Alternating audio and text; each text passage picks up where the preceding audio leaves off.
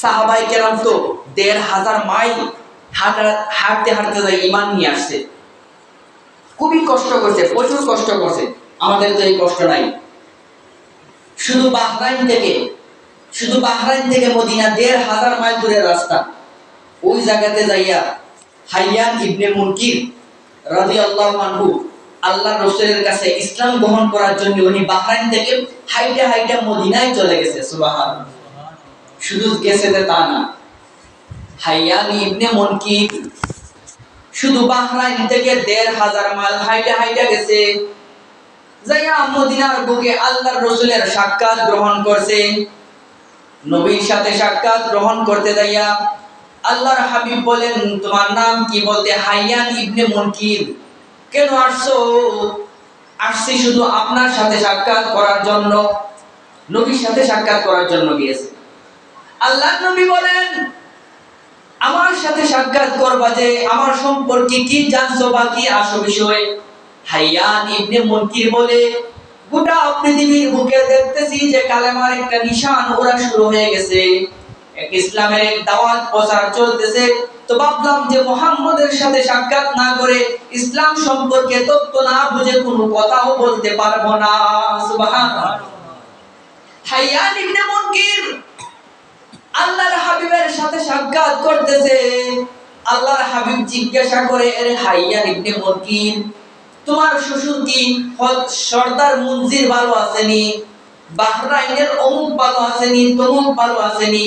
আল্লাহর হাবিব জিজ্ঞাসা করতে করতে এক পর্যায়ে হাইয়ান ইবনে মুনকিরের এলাকার বাহরাইনের আশেপাশে যত মুসাফির আছে সবার কথা জিজ্ঞাসা করে ফেলেছে। সুবহানাল্লাহ। হাইয়ান ইবনে মুনকির বলে, ভাবতেও দেরি হয় নাই, আমি বুঝতে পারছি জিবরাইলের ওহী ছাড়া আল্লাহর নবী কোনোদিন এই সমস্ত খবর রাখা সম্ভব না। আমি সাথে সাথে কালেমা পয়রা হাইয়ান ইবনে মুনকির ইসলাম গ্রহণ করে ফেলেছি। সুবহানাল্লাহ। ১৫০০ মাইল হাঁটতে হাঁটতে এরপরে মদিনায় যায় সাক্ষাৎ কইরা নবীর সাথে কালেমা গ্রহণ কইরা আবার ১৫০০ মাইল হাইটা হাইটা বাহরাইন চলে গেছে সাহাবী। সুবহানাল্লাহ। যেই মাত্র আবার ইসলাম গ্রহণ কইরা হাইয়ান ইবনে মুনকির বাড়িতে চলে গেছে, বাহরাইনের উদ্দেশ্যে বাহরাইন চলে গেছে। বাড়িতে যাইয়া গোপনে গোপনে আমল করে, আমরা তো প্রকাশ্যে নামাজ পড়ি, কত সুন্দর ভাগ্যবান আমরা। প্রকাশ্যে সিজদা দেই, কেউ বাধা দেয় না। প্রকাশ্যে আযান দেই, কেউ বাধা দেয় না। প্রকাশ্যে কালেমার দাওয়াত দেই, কেউ বাধা দেয় না। প্রকাশ্যে আইন শিখাই মাদ্রাসায়, কেউ বাধা দেয় না। হাইয়ান ইবনে মুনকির বলে, আমি ইসলাম গ্রহণ করার পরে গোপনে সবাইকে ধোঁকা দিয়ে, আমার স্ত্রী আমার শ্বশুরকে ধোঁকা দিয়ে আমি গোপনে গোপনে নামাজ পড়তাম আর সিজদা দিতাম আর কান্নাকাটি করতাম। যদি আমার একটা সিজদা কবুল হয়ে যায়, আমার গোটা ফ্যামিলি ইসলাম গ্রহণ করে ফেলবে। সুবহানাল্লাহ। চিন্তা করেন তার কেমন ধারণা ছিল। হাইয়ান ইবনে মুনকির গোপনে নামাজ পড়ে, এমন অবস্থায় সবাইকে ধোঁকা দিলেও শ্বশুর বাড়ি থাকতেন, আমরা বলি ঘর জামাই, কিন্তু উনার মা বাপ মারা যাওয়ার কারণে উনি শ্বশুর বাড়ি অধিকাংশ সময় কাটাইতেন। হাইয়ান ইবনে মুনকির ছিলেন ব্যবসায়ী। গোপনে নামাজ পড়তে যাইয়া সবার কাছে ধরা দিলেও কিন্তু স্ত্রীর কাছে, কিন্তু সবার কাছে ছাড় দিলেও স্ত্রীর কাছে ছাড় নাই। কেননা স্ত্রী হচ্ছে জীবন সঙ্গিনী। গোপনে সিজদা দেয়, নামাজ পড়ে, স্ত্রীর কাছে ধরা পড়ে গেছে। হাইয়ান ইবনে মুনকিরের স্ত্রী জিজ্ঞাসা করে, বুঝলাম না ব্যাপার, হঠাৎ করে যে আপনি এত পরিবর্তন হয়ে গেলেন, গোপনে কি করেন, কি আমল করেন, গোপনে জানতে চাই। হাইয়ান ইবনে মুনকির বলে, শুধু দেখছো উপরের পরিবর্তন তা না, আমি ভেতরে মুহাম্মদের রং দিয়েও পরিবর্তন হয়ে গেছি। সুবহানাল্লাহ। চিন্তা করেন, স্ত্রী কিন্তু উপরেরটা দেখছে যে নামাজ পড়ে, সিজদাতে কান্নাকাটি করে, বাস। হাইয়ান ইবনে মুনকির বলে, আমার ভেতরের রং পরিবর্তন হয়ে গেছে কালেমার দ্বারা।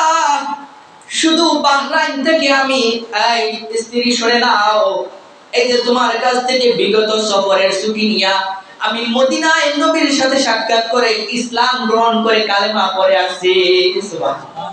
আমি ইসলাম গ্রহণ করে ফেলেছি, কালেমা পড়ছি, এজন্য আমার সবকিছু পরিবর্তন। দেখেন, ইসলাম গ্রহণ করার পরে, কালেমা গ্রহণ করার পরে কি চাপ সৃষ্টি। স্ত্রী যাইয়া বলতেছে ওনার শ্বশুর সর্দার মঞ্জিরের কাছে, আব্বা বুঝলাম না ব্যাপার, হঠাৎ করে আপনাদের জামাই পরিবর্তন, কি পরিবর্তন? কই নামাজ পড়ে সিজদা দেয়, মুহাম্মাদের গোলামি করে। এভাবে বিচার দেওয়ার পরে সর্দার মঞ্জির ছিল একজন ব্যবসায়ী, সর্দার ছিল বাজারের।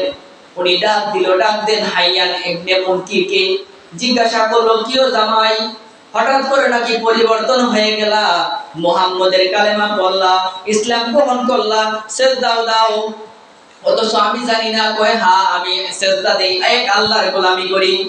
হাইয়ান ইবনে মুনকির বলে আমি মদিনায় নবীর সাথে সাক্ষাৎ করছি, আল্লাহর নবী রাহমাতুল লিল আলামিন দু জাহানের বাদশা।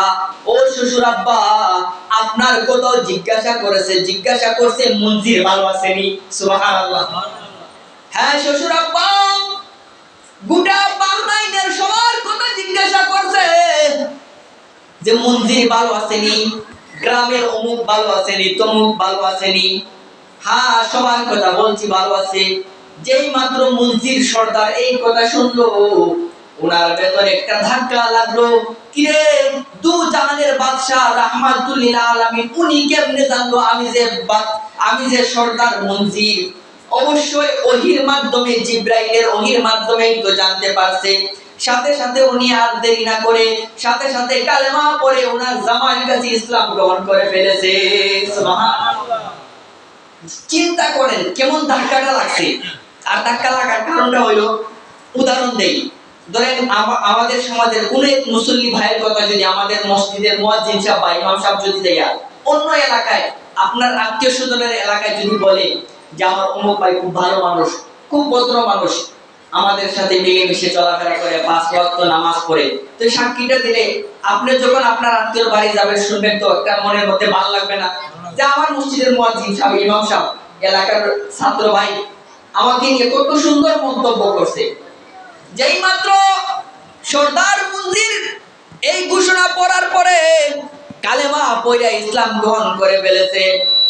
এবার হযরত মঞ্জির এবং হযরত হাইয়ান জামাই শ্বশুর মিলা দিন শিকার জন্য শুধু বাহরাইন থেকে ১৫০০ মাইল হাঁটতে হাঁটতে হাঁটতে হাঁটতে পুরা পরিবারের মেয়ে ছেলে স্ত্রী আত্মীয় স্বজন নিয়ে মদিনার উদ্দেশ্যে কাফেলা রওনা দিছে। সুবহানাল্লাহ। এই কাফেলার মধ্যে মুহাদ্দিসিনে কেরাম বলেন, বুখারী শরীফের হাদিসের মধ্যে নিয়ে আসছেন, কাফেলার মধ্যে 15 থেকে 20 জন লোক, তাদের ফ্যামিলিও ছিল, শুধু ইসলাম গ্রহণ করার জন্য বাহরাইন থেকে মদিনার উদ্দেশ্যে হাঁটা শুরু করলো। এর আগের দিন আল্লাহর হাবিব রাহমাতুল লিল আলামিন সাহাবায়ে কেরামদের মজলিস ডাকলেন, বৈঠক ডাকলেন, ডাইকা বলেন, রে সাহাবায়ে কেরাম, এই আবু বকর, ওমর, আলী, ওসমান, আগামী কাল শুধু বাহরাইন থেকে একটা কাফেলা দ্বীন শিকার জন্য মদিনায় আসতেছে, তাদেরকে ইস্তেকবাল জানাইতে হবে, স্বাগতম জানাইতে হবে। কারা আছো মদিনার বর্ডারের মধ্যে যাইয়া স্বাগতম জানাইবে? তাফসীরে কিতাবের মধ্যে এভাবে লেখছেন, যেই মাত্র আল্লাহর হাবিব রাহমাতুল লিল আলামিন আগের দিন পরামর্শ করছেন, আলোচনা করছেন, মুহাদ্দিসিনে কেরাম বলেন এখানে আবু বকর ছিল, ওমর ছিল, ওসমান ছিল, সব সাহাবীদের মধ্যে পরামর্শ করার পরে পরের দিন ঘোড়া নিয়ে হযরত ওমর রাদিয়াল্লাহু আনহু আমিরুল মুমিনিন মদিনার বর্ডারের মধ্যে ইস্তেকবাল স্বাগতম জানানোর জন্য হযরত হাইয়ান ইবনে মুনকির, হযরত মঞ্জির জামাই শ্বশুর মিলা দ্বীন শিকার জন্য মদিনায় প্রবেশ করবে, স্বাগতম জানানোর জন্য একটা দল পাঠাইছেন। হযরত ওমর বলেন আমি মদিনার বর্ডারের মধ্যে দাঁড়িয়েছিলাম, যেই মাত্র কাফেলা মদিনায় প্রবেশ করবে আমি সঙ্গে সঙ্গে সালাম দিলাম, জিজ্ঞাসা করলাম আপনারা কি সেই কাফেলা নাকি বাহরাইন থেকে আসছেন? কাফেলার আমির জবাব দিল, সর্দার মঞ্জির, হ্যাঁ আমরা এই কাফেলা। হযরত ওমর রাদিয়াল্লাহু আনহু বলেন আমার ভেতরে এত ধাক্কা লাগছে যে মনে হয় দ্বীন প্রতিষ্ঠিত হয়ে যাবে মদিনার বুকে। সুবহানাল্লাহ। আমার ভেতরে ধাক্কা লাগছে, দ্বীন প্রতিষ্ঠিত হয়ে যাবে গোটা মদিনা এবং বিশ্বর মাঝে। কেননা জামাই শ্বশুর যে জায়গা মিলে গেছে এই জায়গা তার কি আছে, গোটা ফ্যামিলি তো ইসলাম গ্রহণ করে ফেলবে। এবার আসেন মুহাদ্দিসিনে কেরাম বলেন চিন্তা করে দেখেন ভাই, ১,৫০০ মাইল হাইটা হাইটা দিন শিখার জন্য মদিনায় আসতেছে, অথচ আমরা কত ভাগ্য খারাপ, ঘরের সামনে মাদ্রাসা মসজিদ কিন্তু প্রাধান্য দেই না। মনে করি যে আছে তো ইমাম সাহেব বড় হুজুর দেখবো, মনে করি যে আছে অমুক তমুক দেখবো, আসলে না। ওই ব্যক্তি সবচেয়ে বড় ভাগ্যবান। আয় খলিফা সমাজবাসী, সবচেয়ে বড় ভাগ্যবান হচ্ছেন আপনারা। ঘুম থেকে ওইটা মাদ্রাসা এবং মসজিদের চেহারা দেখেন, এর চাইতে ভাগ্যবান আর কিছু হইতে পারে না। এজন্যই তো আমি প্রায় সময় বলি, এই জাতি দোয়ার মাধ্যমে গোটা পৃথিবী পরিবর্তন করতে পারতো যদি আমাদের নিয়ত ভালো হইতো, যদি আমাদের অন্তরের আমল ভালো হইতো, যদি আমাদের রুকু সেজদা ভালো হইতো, যদি আমাদের তাসবিহ ভালো হইতো, যদি আমার আপনার নামাজ রুকু সেজদা তাসবিহ তালিম সহি শুদ্ধ হইতো, আমার যতটুকু ধারণা আমাদের ভেতরে কোনো দ্বিধাবোধ থাকতো না, আজকে আমাদের দ্বারা দ্বীনের অনেক খেদমত হইতো না, অনেক কিছু হইতো। আজকে ঘরের সামনে মাদ্রাসা, অথচ ছেলে মেয়েদের দ্বীন শিখাইতে পারি না। কি যে কপাল পুড়ে গেল আমাদের, আমরা বুঝি না। অথচ হাইয়ান ইবনে মুনকির মুশরদার মঞ্জিল কই, বাহরাইন থেকে ১,৫০০ মাইল হাইটা হাইটা মদিনায় আসতেছে দিন শিখার জন্য, মাসআলা শিখার জন্য, কালেমা শিখার জন্য, হাদিস শিখার জন্য, নামাজ শিখার জন্য, রোজা শিখার জন্য, দ্বীনের সমস্ত আমল শিখার জন্য শুধু মদিনায় আসতেছে। আর আমরা ঘরের সামনে মক্তব, ঘরের সামনে নুরানি মাদ্রাসা, আমরা ছেলে মেয়েকে কোরআন শিখাইতে পারি না, ছেলে মেয়েকে মসজিদ মাদ্রাসায় নামাজ পড়াইতে পারি না। এটা হলো আমার আপনার একটা ব্যর্থতা, এটা হলো একটা আমার আপনার মতন কপাল পোড়া জাতি। না হয় কেন দিন শিখাইতে পারি না?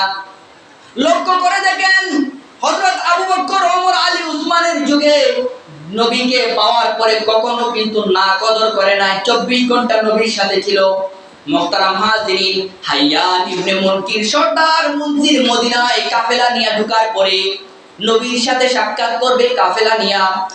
ওমর গুরার মাধ্যমে কাফেলাকে নিয়ে নবীজির মসজিদে নববীর দিকে রওনা দিছে। হযরত ওমর এই কাফেলাকে নিয়ে রওনা দিবেন মসজিদে নববীর দিকে।